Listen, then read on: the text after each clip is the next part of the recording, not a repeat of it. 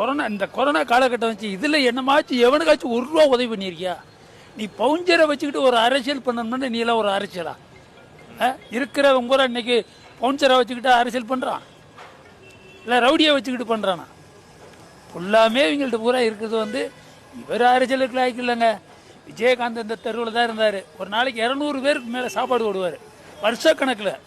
அப்படி இருந்தவருக்கு கூடாத கூட்டமாக விருத்தாச்சலத்தில் அவரே என்ன பண்ணார் சொல்லுங்க? ரிஷிவந்தத்தில் என்ன ஆனார்?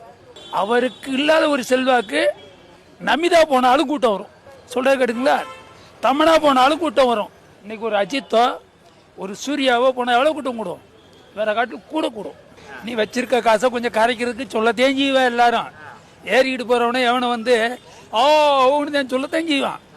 ஆனால் பூத்தில் போய் ஓட்டு போட போகும்போது தான் அவன் என்ன பண்ணுவான்னு தெரியும். நீ எதுக்குடா வாரிசுக்கு வர? இப்போ உன் பையனை இருக்கிற சினிமா கூட்டியாரா?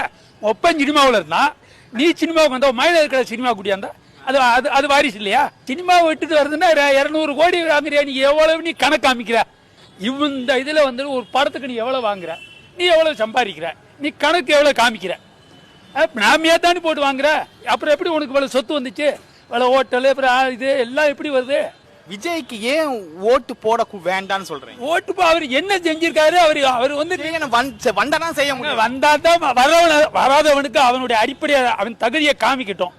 அதுக்கு பின்னாடி எப்படின்னு பார்க்கலாம். முதல்ல விஜய்க்கு என்ன தெரியுமா? ஏன்னா சினிமாவில் போட்டு 2 பிள்ளைய டான்ஸ் போட்டு கட்டி பிடிச்சி ஆடிட்டு அது மாற்றமா? அவர் மாற்றம்னு சொல்றது எப்படி? இந்த சட்டியோட வருதுங்க. இப்ப பாக்குறீங்களா? இப்ப ஃபாரின்ல இருந்து பூரா சட்டியோட வருதுங்க. அது மாதிரி மாற்றத்தை கொண்டாட போறாரா? அவருக்கு என்ன தெரியும் மாற்றம்?